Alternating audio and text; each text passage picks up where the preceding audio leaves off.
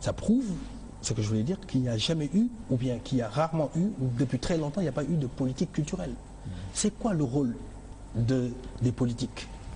C'est d'avoir une stratégie qui leur permet de mettre en avant certains parcours, sur le devant de la scène certains parcours, promouvoir certains parcours, de telle sorte qu'il y ait une homogénéité sur ce qu'on appelle l'élite, en fait sur la façon de penser de l'élite. Parce que l'élite, c'est quoi l'élite?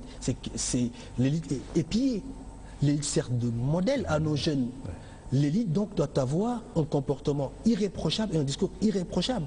Je ne parle pas de la vie privée, je parle de sphère publique. L'élite dans la sphère publique doit être irréprochable. Or, il y a des élites qui, de par leur parcours, sont incapables d'avoir ce comportement-là. Incapables, parce qu'ils n'ont pas le vécu, l'expérience, l'éducation qu'il fallait. C'est Marx qui disait que ce n'est pas la conscience des hommes qui détermine leur existence, mais leur existence sociale qui détermine leur conscience.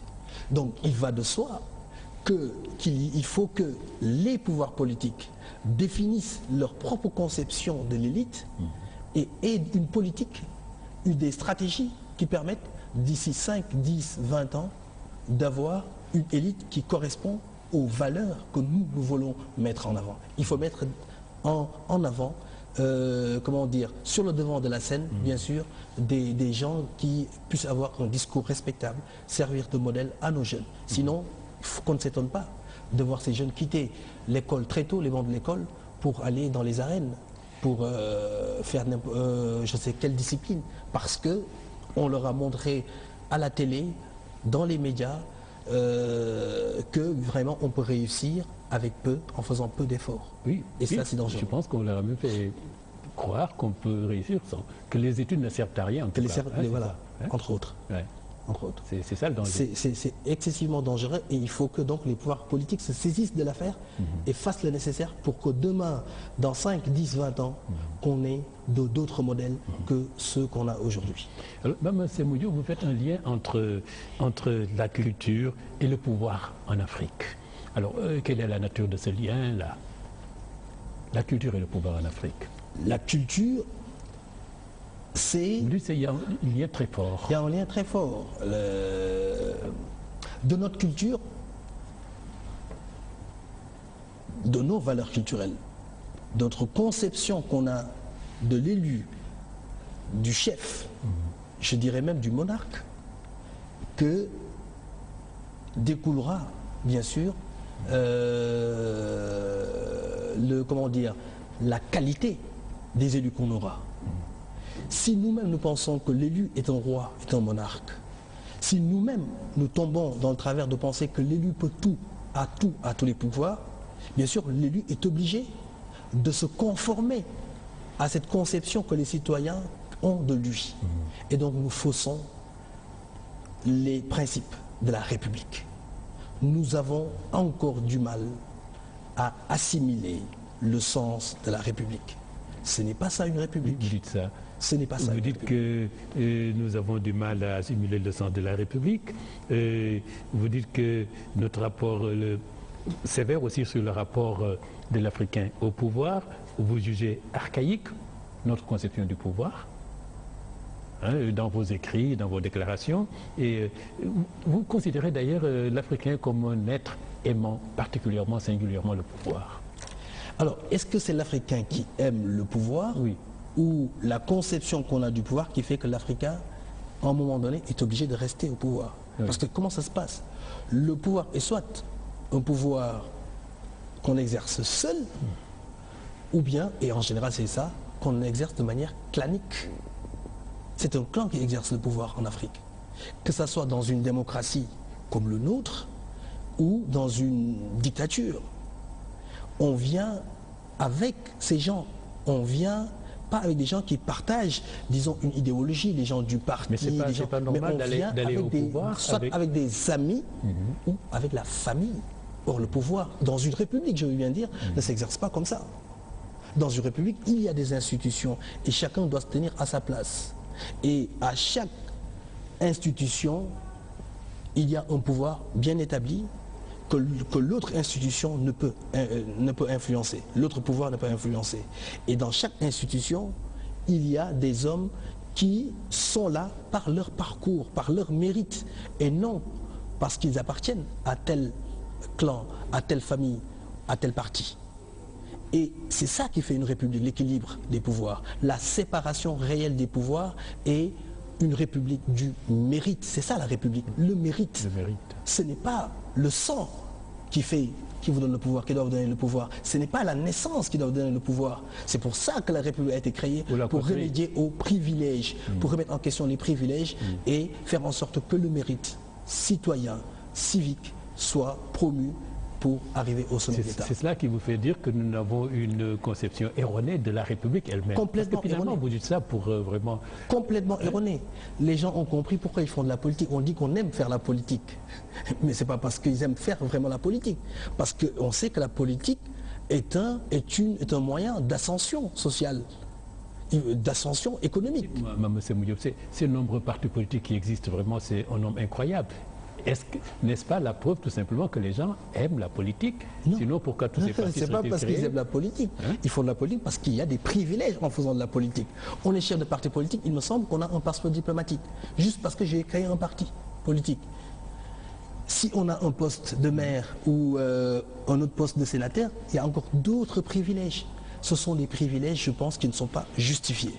Si on donne des privilèges à un responsable, il faut que ces privilèges-là soient justifiés, c'est-à-dire soient là pour lui permettre d'exercer au mieux sa fonction, non pas pour lui permettre de s'enrichir, de s'enrichir lui et sa famille. Oui. Il faut éviter cela. Oui. Alors, est-ce qu'il y a forcément une dérive naturelle, n'est-ce pas, inhérente à l'exercice du pouvoir en Afrique? Partout. Partout dans le monde. Partout. L'exercice du pouvoir contribue à des dérives seulement. Oui. Dans les systèmes bien établis, dans les démocraties abouties, les institutions sont tellement solides qu'il y a un cadre qui est bien défini. Et dès lors qu'on sort de ce cadre, on est en faute et on est sanctionné, quel que soit. Bien sûr, le rang qu'on occupe, quelle que soit la fonction qu'on occupe, quel que soit le poste qu'on a dans la hiérarchie sociale. Oui. Voilà. Et puis là, vous résumez tout cela en disant vraiment il faut rompre avec un système qui fait de l'élu, non pas un président, mais un monarque. Avec cette phrase-là que vous dites, vous résumez tout ce que vous venez de dire sur l'exercice du pouvoir. Parfaitement. Nos sociétés en face du pouvoir, ses représentants. Alors je rappelle que heureusement, c'est Mouma Modiop qui est écrivain. Nous touchons à la fin de cette émission. Et puis... vous critiquez aussi les élites, voilà, vous avez dit tout à l'heure ce que vous leur reprochez. Et puis, il y a aussi d'autres... Quand votre livre, Thalès le Fou, a été, on dit Thalès libéré, et finalement, quand il a pu être présenté publiquement au WARC, n'est-ce pas, le centre de recherche ouest-africain dirigé par Ousmane Sène. Je sais que vous avez dit en réaction, j'ai lu quelque part, dans une vraie démocratie, il n'y a pas de censure. Je ne sais pas si c'est vrai. Oui, mais enfin, oui. Bien sûr. Mais vous avez été content quand même de votre réaction de voir enfin... Bien tout sûr. à l'heure, vous disiez vous en foutiez que ce... Non, pas que je m'en fous, mais que c'était prévisible. Oui. Parce que je savais ce que je ciblais et je savais que on était dans un système où les censures étaient possibles. Oui. Parce que je sais qu'on était, et on est toujours, dans une démocratie imparfaite. Dans une démocratie parfaite, on ne censure pas une œuvre de fiction. C'était une œuvre de fiction. C'était un roman. Tellement proche de la réalité. Voilà, tellement proche de la réalité. Mais en fin de compte, si on ne veut pas être critiqué, on doit être exemplaire. Ouais. L'exercice du pouvoir de la responsabilité demande à ce qu'on soit exemplaire. Et même en étant exemplaire, on peut être critiqué. Ça fait partie de la démocratie. Et chaque fois qu'on est critiqué, on censure. Je pense que c'est autre chose qui ne dit pas son nom. Oui. Alors, la politique tout à l'heure, quand on préparait cette émission, tenez, et vous me disiez, il y a sûrement une autre manière de faire de la politique, il faut de la rupture. Vous avez en tête une autre manière de faire de la politique pour sortir de tous ces errements, tous ces manquements que vous dénoncez avec véhémence comme ça? Il faut déjà essayer, ça va être très dur, mais d'extirper de la politique tous les éléments qui ne viennent pas pour faire de la politique. Je parle de politique au sens noble du terme, au sens originel du terme, c'est-à-dire l'art de gérer la cité. Dans la politique, on doit avoir les meilleurs d'entre nous, parce que c'est une noblesse que de faire de la politique. On est arrivé au point où les meilleurs d'entre nous ont délaissé les champs de la politique. Pourquoi? Parce que la sphère politique était devenue nauséabonde. Alors ça fait un cercle vicieux, la nature ayant horreur du vide. Bien sûr, c'est les médiocres ambitieux, ce qu'on appelle les médiocres ambitieux, qui vont prendre la place des meilleurs d'entre nous. Or, ce qu'il faudra faire, c'est de faire en sorte que dans ce système-là, ceux qui viennent faire de la politique soient obligés d'être les meilleurs ou parmi les meilleurs. Comment? D'abord, la fin des privilèges. Tous ceux qui pensent qu'en venant faire de la politique, ils viennent pour s'enrichir, qui prennent la politique pour juste une ascension sociale, et ainsi de suite, qu'ils soient extirpés de ce champ-là. Donc fin des privilèges, mais aussi, et c'est important, parce qu'on en est toujours aux dérives, aux scandales financiers, les déclarations de patrimoine, il faut vraiment les faire, pas seulement à l'entrée, oui, mais de manière périodique. Contrôler, et que chaque fois qu'un franc de l'État est dépensé, un franc de l'État est dépensé, qu'on puisse savoir où on l'a mis. Est-ce que ça a été utilisé de manière efficace, efficiente? Comme ce qui se passe c'est le modèle scandinave. C'est ce qui se passe dans ces pays-là. Il y a une réelle transparence. On doit gérer l'État comme on gère une entreprise privée, avec des règles de comptabilité rigoureuses et des audits périodiques. Chaque fois qu'un élu bien sûr a des responsabilités, il doit faire une déclaration à l'entrée, périodique, et à la sortie. Que tout le monde puisse savoir ce qu'il a gagné, en combien de temps et comment. Et ça, c'est important. Je pense que lorsque les choses seront très rigoureuses, aussi rigoureuses, il y aura pas mal de gens qui, naturellement, ne feront plus de politique, sortiront de la politique. Ah oui, ils s'excluront eux-mêmes. Oui, voilà. Je pensais que c'était un projet utopique dans les deux sens, un rêve et puis réalisable, mais il est bon. Et pourtant, c'est ça qu'il faudra faire. Oui. Voilà. Alors, la dernière question, là, je voudrais qu'on termine par la littérature, par l'écriture. Vous en faites métier, vous dites, vous êtes expert comptable, et curieusement, j'ai vu aussi, on vous demander comment, vous dites, mais non, ma première vocation, c'était l'écriture. On devait me demander pourquoi je suis devenu expert comptable. Voilà. C'est paradoxal. Parce que ceux qui me connaissent, ceux qui m'ont vu grandir, ceux qui m'ont vu m'exprimer depuis l'adolescence, savent que j'avais une réelle vocation à écrire ou bien à être un intellectuel, parce que j'ai toujours voulu lire, j'ai toujours eu un sens critique, j'ai toujours voulu aller au-delà des idées reçues, essayer de comprendre ce qui n'a pas été dit, ou bien remettre en question, bien sûr, les théories toutes faites. Et donc, je suis devenu expert comptable par pur, disons, pragmatisme, parce que sachant que, bien sûr, économiquement, ça peut permettre de bien gagner sa vie, mais l'écriture est ma première passion. Et pour moi, c'est vraiment un bonheur quand je suis invité dans les plateaux, quand je vais faire des conférences, juste pour parler de mes idées ou de mes écrits. Parce que je pense que c'est comme une raison de vivre. Oui, un oxygène. Un oxygène. L'oxygène, quoi. Voilà. Voilà. Et puis, dernière question, Mme Moussa Diop. Alors, vous avez vu, il faut des récompenses, il faut des motivations. On déplorait la dernière fois en ce qui concerne la culture, vous dites, mais le concours général, pourquoi il n'est plus tenu régulièrement? On a parlé aussi de la suppression du Grand Prix du chef de l'État pour les lettres. Mais ce qu'on donnait, c'était 2 millions de francs CFA. Alors, on disait, il n'est pas encore remis, ce prix. Jusqu'à présent, il ne fonctionne pas. Mais vous avez vu, pour les scientifiques, c'est passé à 35 millions. C'est qui est une très bonne chose, d'ailleurs. Oui. Parce que, je le disais, c'est important de remettre au goût du jour, en tout cas dans ce pays, l'esprit de recherche, l'esprit de découverte, l'esprit scientifique. Oui. Mais pour la culture, rien. Pour la culture aussi, c'est très important, parce que je parlais de compétences techniques, mais j'ai aussi parlé de rayonnement culturel. Oui.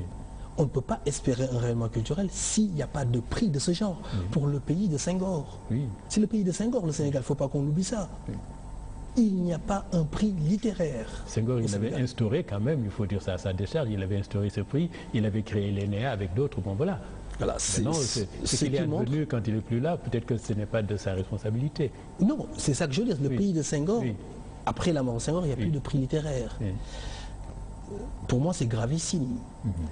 Mais ça reflète aussi, ça montre aux yeux de tout le monde le peu d'intérêt que nos dirigeants portent à la culture. C'est dommage de le déplorer, de le souligner ici, mais il y a autre chose qui me dérange. Il me semble que dans ce pays, il y a au moins une association des écrivains.